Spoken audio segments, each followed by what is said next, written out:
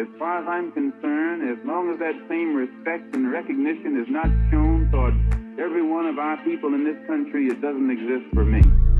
And during the few moments that we have left, we want to have just an off-the-cuff chat between you and me. Us. We want to talk right down to earth in a language that everybody here can easily understand. Once again, guys, upon your request, you've asked me to kind of do an episode. I got quite few messages saying, oh, what's happening in Afghanistan? Which news sources should we trust? Who should we be talking to? I've tried to source people because I realize more and more as the platform increases, I've had several messages of angry people telling me, oh, that was incorrect what this person said. So now I've tried my best to kind of source people who I think have good takes and I think who should be platformed and listened to. And today we have Professor Justin Podur. So thank you so much for joining me on The Malcolm Effect. Thank you. So let's go straight into it. I read your thread and we hear a lot about, oh, the US wasted the last 20 years. And then, then we spoke about this week. This can be dated back to really the 1800s. Absolutely. The 1800s. And I mean, in some ways even earlier, but for your listeners in the United Kingdom, yes. I mean, the reason I said it could go even earlier is because the British East India Company arrived in India at the end of the 1600s. Mm-hmm. No, actually, in the 1600s. I don't think it was at the end. They were there for quite a while before they started to make. So they started to make progress when, the last sort of strong Mughal emperor died, Aurangzeb, in 1707. So from 1707 to 1757, they started to make all kinds of inroads into India as it was kind of falling apart from where it was. So they took advantage of the fact that there are these processes that states have, right, cyclical, where they collapse and they kind of reform and rebuild. And when, in this case, when India was going through this collapse, the British Empire was there to pick up all the pieces and eat them, swallow them. Mm-hmm. So by 1757, they had won the right to collect revenue, which basically means they had become the power, right? The state power. Yeah. So they won. They extracted this after a big battle called the Battle of Panipat in 1757. No, the Battle of Plassey. Sorry. Panipat was a different battle. Plassey it was called. And, Clive, there's this famous kind of profiteering company agent named Robert Clive, who's got an interesting story. But in any case, so from 1757 on, the British were trying to to expand their empire in South Asia and to eliminate all of those potential rivals in Asia. So they had rivals from the so-called Maratha Empire, the Sikh Empire, and of course the Persian Empire and the Afghan Empire. And they were all sort of called empires, although they were not empires in the same way that the British Empire was an empire. Yes. But so this was their concern. And by the mid 1800s, they had control of much of South Asia. And their main rivals at that time were the Sikh Empire and the Afghans. And so, their whole typical idea of supporting or pitting them against one another and picking them off one at a time. So they picked off the Afghans first, and then they went for the Sikhs. So the Afghans' turn came in 1839, and what they did was they went to try to impose a king of their choice, the candidate of their choice, which was this Shah Shuja, and they invaded with mostly Indian troops from British India, which is, today Pakistan, actually.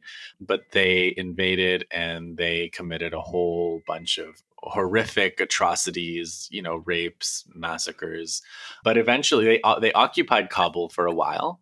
So they were quintessentially British. Yeah, exactly. Yeah, your listeners know the Malcolm Effect. You guys know the story. And then, but they lost control. So they lost control of Kabul. They were driven out of Kabul. And, so in imperial history and the way they wrote about it and talked about it at the time, they remember this as a great crime against them. Right. So all of the things that happened to their army, the fear that they felt fleeing the battlefield, the fact that their servants had to rescue them, and their Indian servants had to rescue them, sometimes lost their lives trying to rescue them from the Afghans that were resisting their invasion and occupation. The treasure that they had stolen that was then stolen back from them. All these things that they lost, these are the things that they remember. There was a mountain pass, that they had to go through, and the Afghans controlled the passes and were shooting them from higher ground, and they remember all this with a lot of trauma. And there's a painting for the second round, when they attacked Afghanistan again in the 1870s, there's this famous painting of this doctor, who was like the one man who survived, which isn't true. There were lots of them surviving. But they make this painting out of this one man who straggles in on a horse, and that they always show that painting of this one last guy who survived this long march. Yeah. What I'm essentially hearing is, once again, meddling British cannot keep themselves to themselves. And then it goes far as back into the 1800s that there's always this kind of look onto the history as what, us being the victors, or what we've lost, and us always being great, as is always the colonial mentality. So essentially what you're saying, not much has changed. Yeah, but like specifically the way that they spun it, right? Like the way that the empire spins these, whether it's a victory or a defeat, they're always setting up for the next. So in 1842, they talked a lot about the horrible things that were done to them by the Afghans. They glossed over all the much worse, horrible things that they did to Afghans.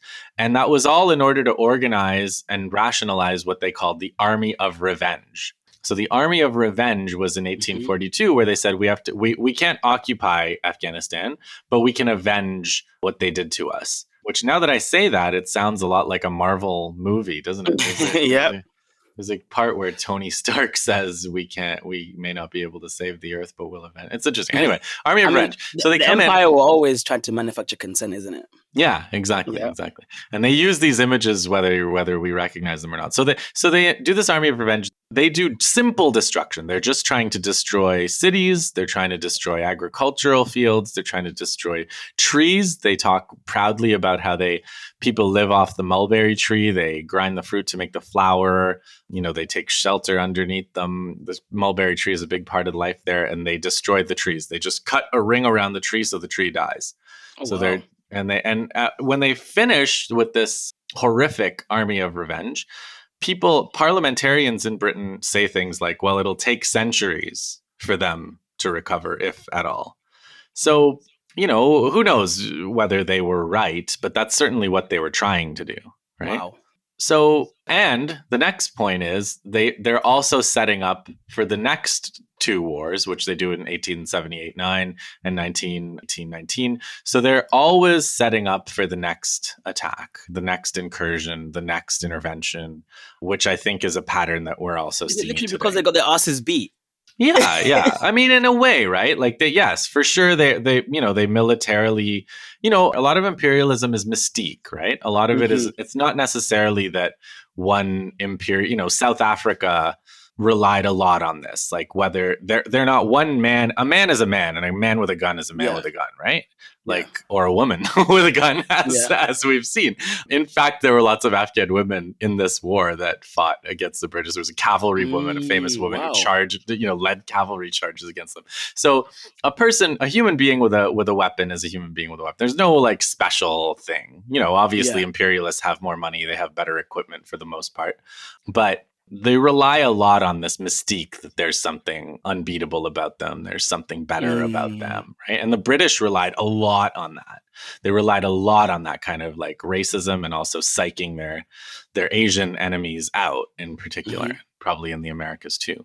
So once that mystique is lost, they become very concerned, right? So that was another thing they said about the Afghan war in 1842. Because remember, India is their big prize, and India is where they're getting a huge amount, all their manpower for all these operations, all their tremendous amounts of money. They're building the world economy basically by driving the world's largest economy into a famine kind of state, right? So they're doing that, and they fear that if we're seen to lose a war to Asians, in Afghanistan, that means the Indian troops that Wow. we Yeah. rely on, they say this quite explicitly. The Indian troops that we rely on will not believe in our mystique, and then we won't be able to hold India because, Be India's removed. hundreds of millions of people. There are never more than hundreds of thousands of British there. Yeah. So they rely heavily on that mystique, and that was what they Yeah. were afraid of. And They're this is kind the of same. worried Yeah, about the unseating of the ideological underpinnings that justify their exactly. actions. Mm. Exactly. And Well, that's then, what okay. that's what they're also afraid of in this case, right? That's why Mhm. they're setting, you can see them setting this up now. Like you can see the concerned questions, like what's going to happen to Taiwan? What's going to happen to Israel? What does it Yes. mean? Like our credibility, like if we're occupying or, trying to support these different occupations, like how can our local proxies or allies depend on us? And how can we justify our presence in these places? Yeah. So now, when 2021, we're reeling back from what we all, many people knew to be a disastrous decision.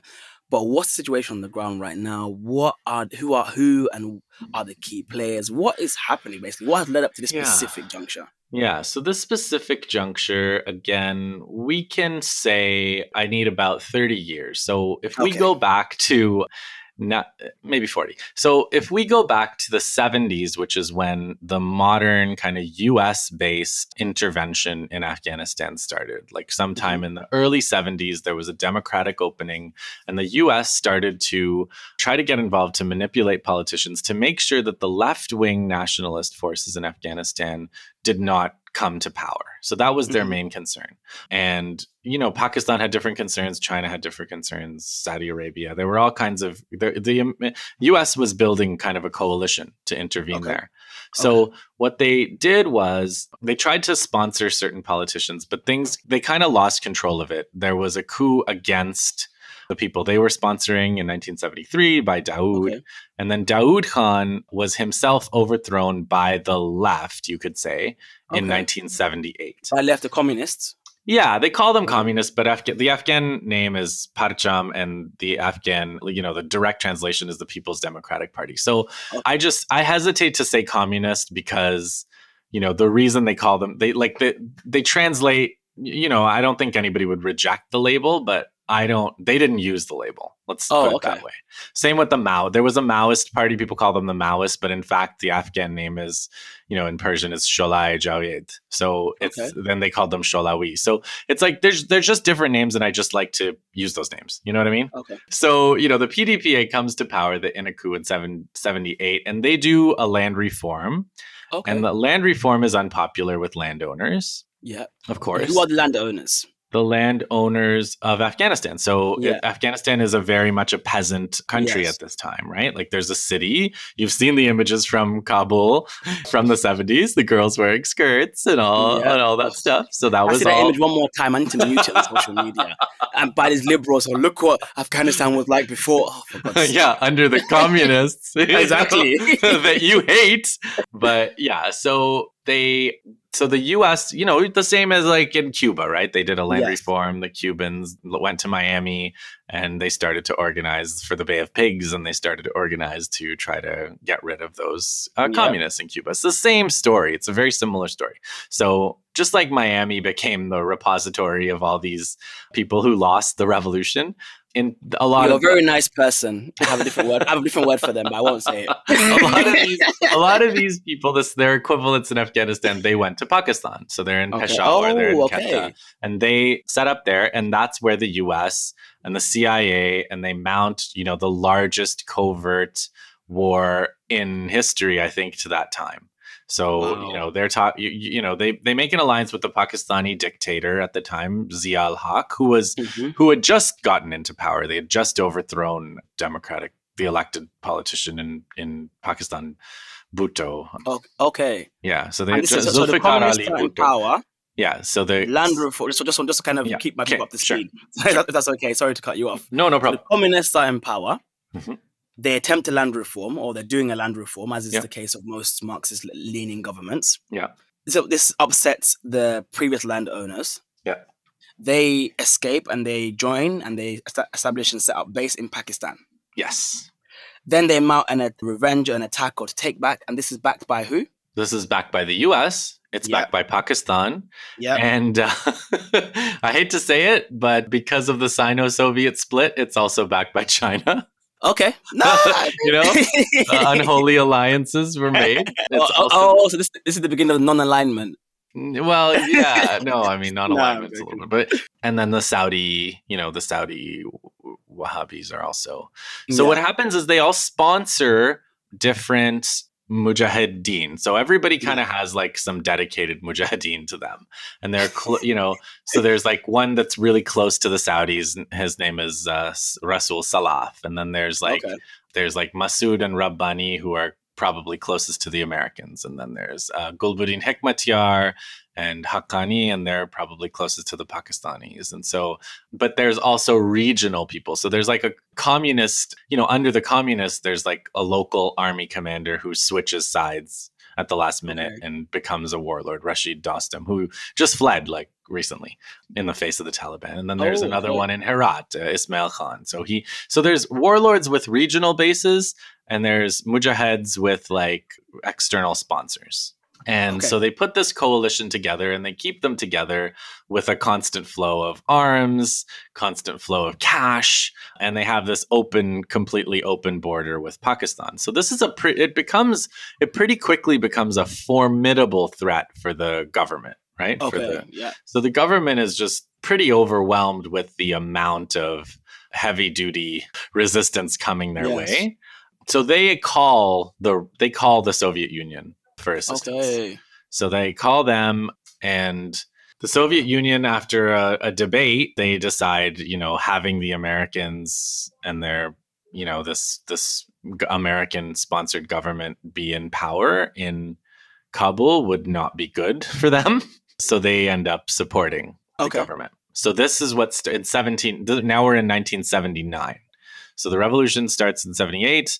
By 79, the Soviet Union has arrived to support the government. By what year? Sorry, 79? 79, yeah. The revolution was like a year and a half, basically, before the Soviet Union came in. Okay. So the Soviet Union comes in, and now we're in like the Soviet Union or the Soviet-backed government versus the US-backed mujahideen, right? Okay. And this goes on for 10 years. And you can imagine the destruction that happens in 10 years, right? And then 10 years later, the Soviet Union collapses and the Soviet troops leave. So you think, okay, well, this is just a puppet regime of the Soviet Union, right? So it's bound to fall within weeks, like what happened with just now in 2021. In fact, they held on. Does anyone claim victory? Yeah. Well, in fact, for 3 more years, the so-called revolutionary government of Afghanistan held on. And they held on because a lot of people supported them, continued to support them, because they supported a nationalist program.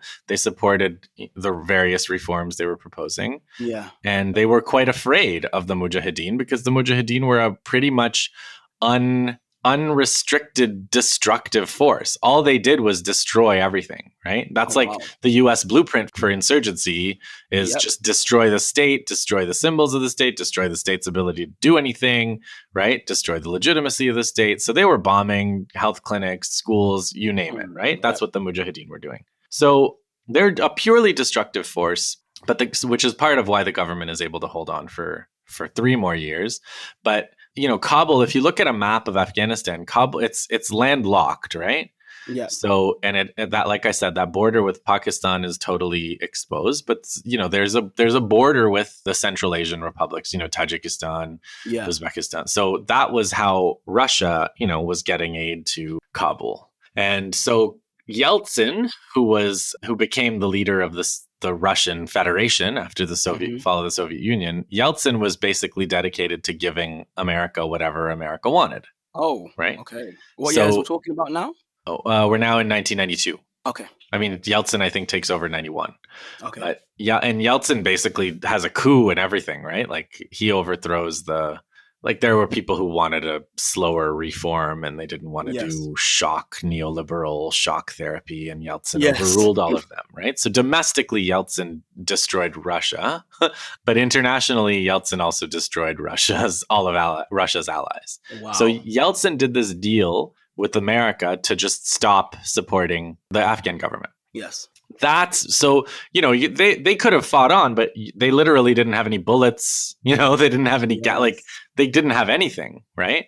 So once Yeltsin makes that deal, the government in Afghanistan falls. So now the Mujahideen, all of these different. Oh, sorry. Why is it like portrayed then? I mean, again, my history on this is not as extensive as yours. Why is it portrayed then that the Soviet went in and just massacred Afghanis? Because that's because it's the Soviet Union, because anti-communism is a fundamental rule of all media discussion of everything, right? Oh, wow. So in terms of like the US, US media, they project all the things that, say, the British did to Afghanistan, they project all of that onto the Soviet Union, right? They wanted to portray it as, the Soviet Union's Vietnam. So like all the atrocities that the Americans were committing in Vietnam, therefore the Soviets were committing automatically in Afghanistan. No, like they were running a counterinsurgency, right? Like it was a war. There were terrible things that happened. Like, I'm not like complete apologist for the Soviet Union, but I don't accept the parallel with what the British or the Americans were doing. Like I don't automatically accept it.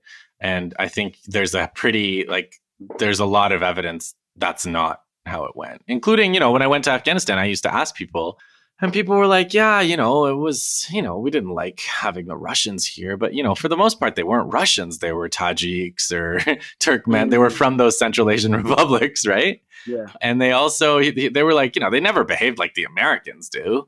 He would say, like, they never see it. You never would see an American outside of his armored vehicle, right? Yeah. They would just zip through town at maximum speed, running people over or whatever. He was saying, like, if you would see like a Soviet soldier and he would be hanging out and people would approach him and he'd be like, hey, what are you doing? Okay. But it's like a totally different, it's just a different thing. They were, so again, like, they were foreign troops. They were unpopular with a lot of Afghans for, patriotic reasons.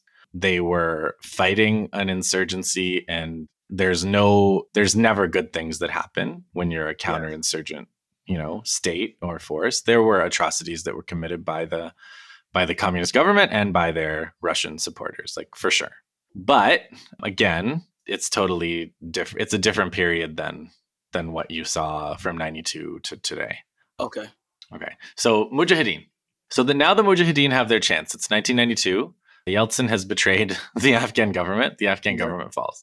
So now, for the most part, the Mujahideen go to their base areas. So the Rashid Dostum goes to Mazar-e Sharif, and Ismail Khan goes to Herat. But there's a question of who gets to control Kabul. So Gulbuddin Hikmatyar, who's like one of the famous warlords, comes into conflict with Murnafuddin Rabbani and Ahmad Shah Massoud. So they're a little team. Ahmad Shah Massoud is Tajik. He controls the Panjshir Valley, and Rabbani is one of the kind of coordinating Mujahideen leaders. Both of these guys are dead. Hikmatyar is still alive, by the way.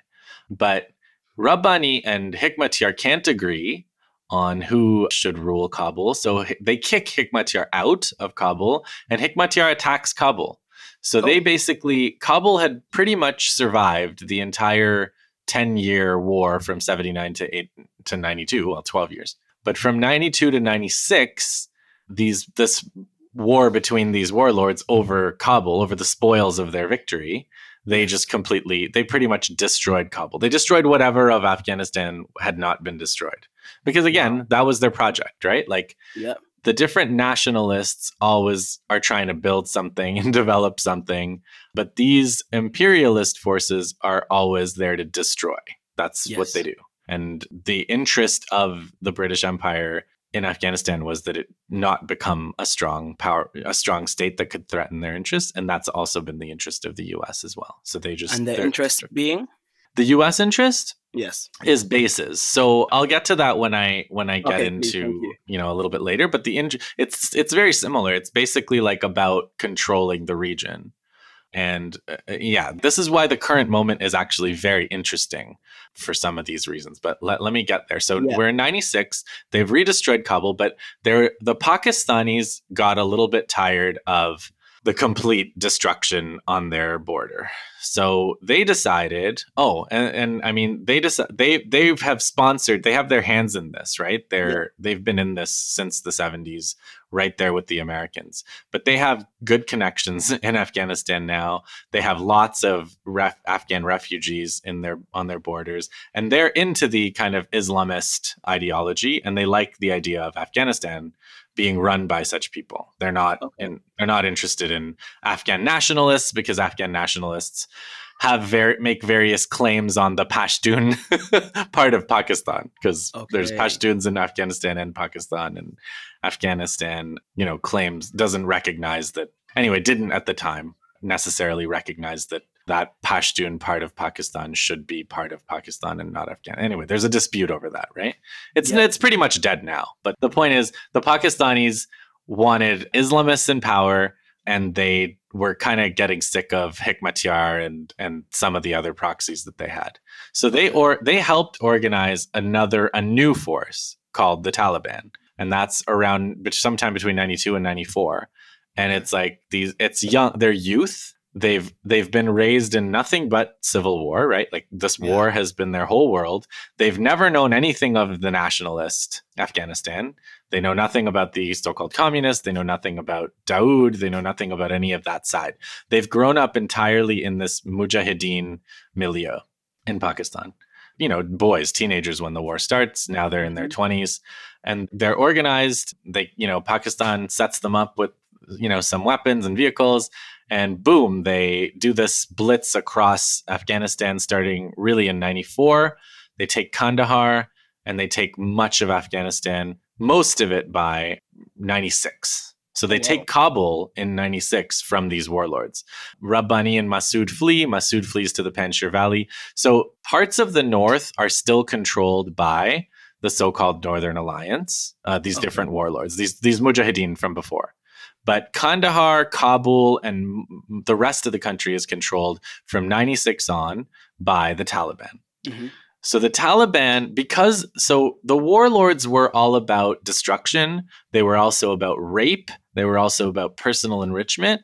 So the Taliban's claim to Afghanistan, the reason people support them, is because they're absolutely brutal law and order fanatics. So they do not, if you rape, they kill you. If they hear about, and they run their courts and people complain and they do justice. Their whole thing is like Islamic justice, right? Wow.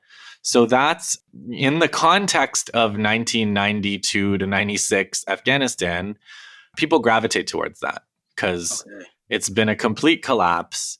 People are, some warlord will come and take your children from you, right? Yeah. And so the Taliban come and say, someone took your children. Okay, we'll have a quick trial. We'll string that person up. We'll give you your children back. We move on.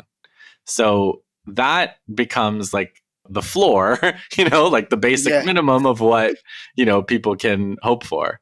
So for that reason, as draconian and backwards and, cruel as they were, that kind of consistent justice position was what won them the support that they did have.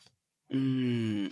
They also banned opium production, which was a big CIA project, right? Yep. Starting from the 70s on.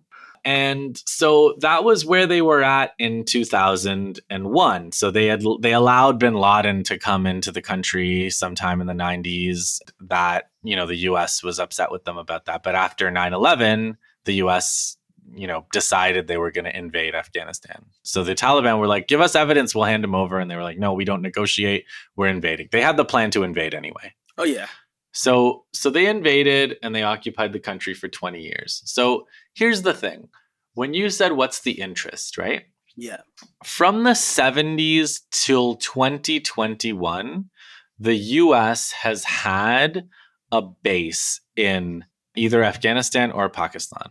Mm-hmm. And as the situation has shifted in that region where, Russia under Putin slowly stopped doing whatever the Americans wanted, and China has slowly moved towards not necessarily doing whatever the Americans want, and Pakistan, 2011 on, they invaded their own Pashtun areas and committed all kinds of horrific atrocities against Pakistanis from that part, against the so-called Pakistan Taliban.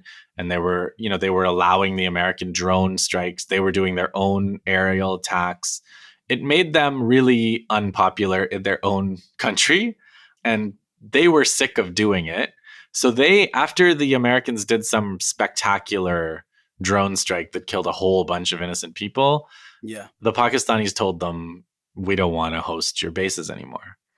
So the Americans said, that's cool. We'll still be bombing you from Afghanistan, though. So Afghanistan became the base for bombing operations in Pakistan. And Pakistan has moved closer and closer to China. And so now, after, just this month, all of those drone bases from which the US was droning Afghanistan's rural areas and Pakistan are closed for business. Yeah. So this is a big deal. This is the first time in 40 years that the US hasn't had an easy aerial drone base. They'll have to go from Qatar or something. Like they'll have to travel from far now to bomb Afghanistan. And Afghanistan is, before you could say, well, poor Afghanistan, because all of its neighbors, are kind of hostile, right? Like Pakistan is always interfering. Russia, people didn't like the Russians invaded in 79. Iran also sponsored its own warlords in Afghanistan. So there was a lot of like a feeling of, being surrounded because Afghanistan's landlocked. But now it's a little bit, the situation is almost the opposite, because all of Afghanistan's neighbors now are under some kind of sanction by the US. Like Iran is sanctioned, Russia's sanctioned, China's sanctioned, Pakistan is under various kinds of terrorist financing sanctions. So it's just like, it's going to be hard now for the US is obviously going to try to isolate the Taliban, and they've stolen their money, right? They've stolen the government reserves, and Ashraf Ghani ran off with $170 million. So they've moved into that like financial warfare, economic strangulation kind of situation. But it is going to be a challenge for them geographically and politically to pull that off, given all the other people they're sanctioning as well. Exactly. Well, given a few things then, Ko, I think a lot of time what we're reading online and you hear from the spectrum of the leftists, the liberals to the conservatives. So how bad were the Taliban?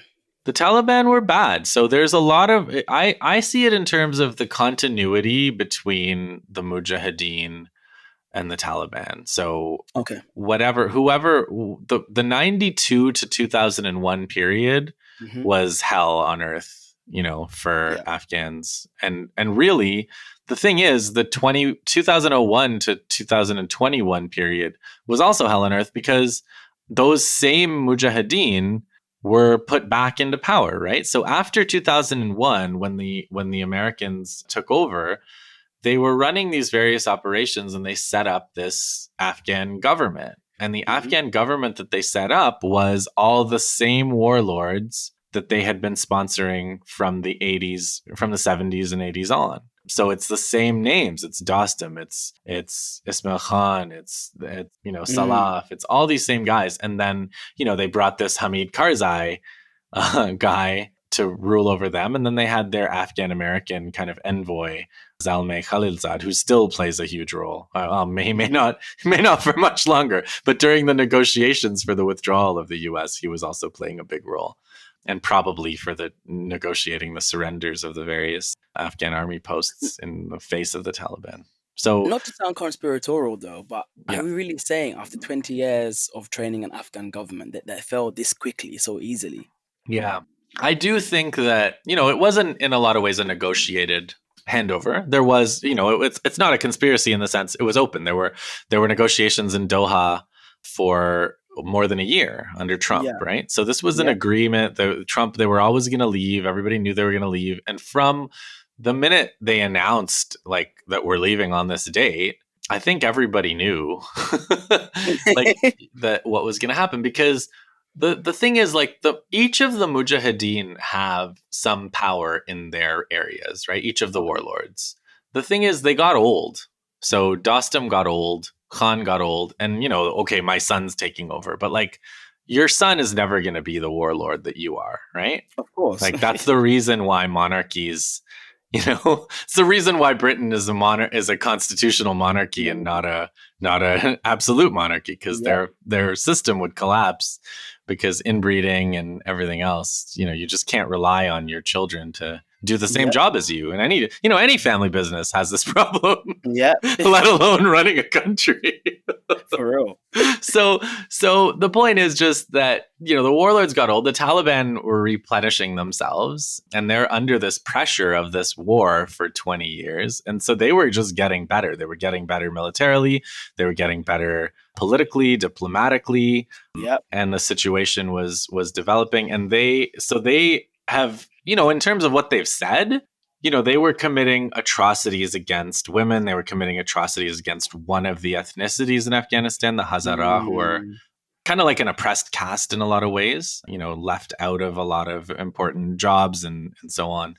The Hazara were traditionally an oppressed group in Afghanistan, and all of the Mujahideen, including the Taliban, committed atrocities against the Hazara. So they've made, they've said all the right things. They've said, Hazara, they're Shia are Muslims, Hazara are Afghans. Wow, okay. Yeah, that's their position now. Their position now is, we are all Muslim, we are all Afghan, women are Afghan. Women have all the rights. They said something like within the limits of Islam, which, whatever that means, right? Exactly. Like, women are Muslims too. I'm sure women will have an interpretation of what that means. So, whatever, they have that thing. But the point is, that's not what they were saying in 1996. That's not at all. So essentially, are you saying the Taliban has had a rebrand? I think so, yeah. They may have had like more than a rebrand. They may have had like a whole reboot. I don't know. I mean, we'll have to see what they actually do. But what they're saying is very different from what they were saying. So, if my maximalist kind of hope, like, it is what it is, right? They're in charge. Like, there's no amount of like hoping or wishing that they're not in charge that one can do. But like, my hope is that they kind of return to that nationalist program of, different periods of Afghan history, whether it was this, from 1933 to 1979, to 1992, really. Like, I would say all of those governments were nationalist in some way, even though they fought each other and killed each other at various junctures. Or there's a nationalist that all Afghans agree on, a King Amanullah from 1919 to 1929. He fought a war with the British and won, but then he was regime changed in 1929. So anyway, my point is, there is a chance that that's what's going to happen. And then whatever reforms that Afghans need to extract, they'll be able to extract. They'll be able to hold the Taliban accountable. The keyword extract here, and on this podcast we often mention imperialism. Yeah. What are the West's imperialist kind of gains here in Afghanistan? What is it to be gained for them? Well, in terms of imperialist accumulation. Yeah, I mean, there are my understanding of imperialism is always that there's no irrelevant regions, there's no backwaters, there's no unimportant places geopolitically. So the U.S. empire is interested in everything, in every square inch of anything you have, they'll take. Yep. And the poorer you are, the more relatively they'll take from you. So as far as Afghanistan goes, it's incredibly, having that military base in the region was huge, right? Like, if you the way that these geopolitics wonks think, right? Like this Brzezinski, the famous Zbigniew Brzezinski, who said, he famously said, we're going to hand Russia their Vietnam or whatever. Okay. I don't know what his title was. He's the American architect of the Afghan war, basically, from the 70s and the 80s. So he has this whole obsession with geopolitics, and their whole thing is like, whoever controls the Eurasian continent controls the world. So we have to control the Eurasian continent. So they have this whole thing where it's like, we have to keep Russia and China from joining up. We have to keep them from joining up with Europe. We have to keep Western Europe on our side, etc. So, you can go crazy, honestly, with these geopolitical schemes. Yeah. And same with resources. It's like, they need oil from here. They need lithium from there. They need water from here. You can always do this kind of stuff. But my thing is, like, that's how they think. For our purposes as like anti-imperialists, Yeah. you just have to not fall into the trap of like, oh, Afghanistan's such a backwater. Why are they there? Haiti's such a backwater. Congo's such a backwater. It's like they like you to believe that it's like unimportant to them and they're just there to out of the goodness of their hearts.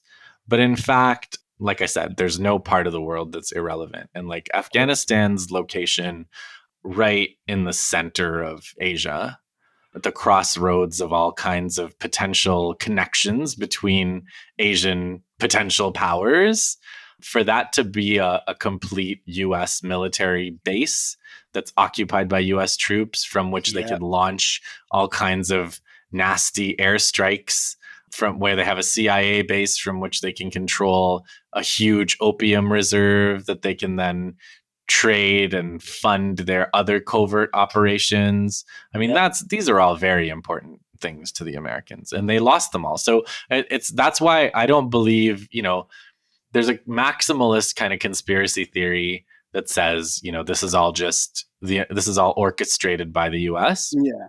I don't believe that at all. I do not believe that the US would voluntarily give up their air bases, their ability to influence events militarily in the region, their a place to have their spy equipment, a place to have to run their agents and so on. Like, I don't think they would ever do that. So now there's going to be like a period of punishment. They're going to try to punish. They're going to try to isolate. They're going to try to demonize. And, like I said, like the Taliban furnished plenty of material from 96 to 2001 that can they can help with the demonization. We'll have to see what they do now. But, that's what they're going to be into now. They're going to try to set up a situation where they can get back there, where they can where they can control events. Okay, so you sincerely believe then as well then that the US sincerely believed by propping up that government that's sympathetic to their interest, it would hold. So you don't think oh wow, okay. I think that was what they wanted. Like I don't think it was entirely I don't think this whole the way the thing happened with the Taliban in 2021 was what the Americans wanted. No, I don't think that. So I think what they wanted would have been like a South Korea kind of situation. So it's like a state that is, under their thumb, that does whatever they ask, and that hosts some substantial military assets of theirs that they can ramp up and down as they please. Or Colombia, right? Or like they have these kind of all-weather base areas in different parts of the world. Thank you so much. Now, that was a fascinating overview and you took us right through it. But finally, I do need to ask, and as anti-imperialists and proudly, what should our analysis be, or our take should be moving forward? Is it just, the thing is, we always know people on the left never can agree on anything. You see so many different takes, and I think, and people have been calling me out on this, but I'm going to say it proudly. I found that Americans, particularly on the left, suck at imperialism. Yeah, and I'm gonna say it quite proudly. I gotta agree with you there. They suck at imperialism takes. But then, what would you think? What should our analysis be then? So I'm still working it out, but I have to go with Malalai Joya. She was a parliamentarian for a little bit. Okay. There was an interview actually in one of your newspapers, the UK Independent, an interviewer named Andrew Buncombe. I don't know, but Buncombe interviewed Malalai Joya. She's like a lifelong, left-wing kind of activist. She was, like I said, she was a parliamentarian. She was kicked out for, disrespectful behavior towards the Mujahideen. Anyway, she had this interview and she was like, look, there are misogynist forces in our society. There are a lot of negative forces in our society, but there is no possibility of peace in our country while the Americans are occupying our country. Oh, okay. So I'll take it from her. Like, there's no way, there's no angle of US occupation. There's no angle of imperial occupation by the British or the Americans or whatever that has not been done. They've occupied, they've destroyed, they've, had proxies, they've installed governments, they've had overthrown governments, and, none of this has benefited Afghanistan. So if it's really going to be, if there's going to be a national reconciliation process, which Vijay Prashad, I think he's been a guest on your show. He mentioned that a couple of days ago, 3 days ago, or 6 days ago now, which is before the Taliban actually took over. He was citing daughter of Dr. Najibullah, the last nationalist president of Afghanistan. So if there's going to be a national reconciliation process, it has to be by Afghans, it has to be by Afghans. And Afghanistan's allies now, Pakistan, Russia, China, easily demonized in the West, like always available for demonization, but they are much more respectful of sovereignty of their fellow countries than Canada or the US or the UK is. So, we have to start from sovereignty. Like dictatorships or occupations, occupations are much worse for countries in every way than even local dictatorships are. So I don't want to hear anything about abandoning Afghanistan or abandoning Afghans to their fate. Like none of those are worth anything. So that's where I would start. And then from there, there's going to be, like I said, there's going to be lots of things that the imperialists do to try to starve Afghans, steal their money. They've already stolen their bank reserves. There's going to be sanctions. So, anti-imperialists have to have an anti-sanctions movement. There's sanctions against Iran, Venezuela, Cuba.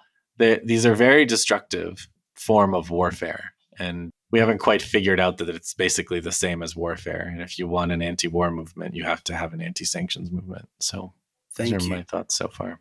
Thank you so much, Professor Justin. This has been an insightful conversation. I hope everyone, please check out Professor Justin on social media. I'll post his social in the description of this episode. You're listening to The Malcolm Effect of Mamadou. Please like, comment, subscribe, and follow me on socials. Until next time, take care.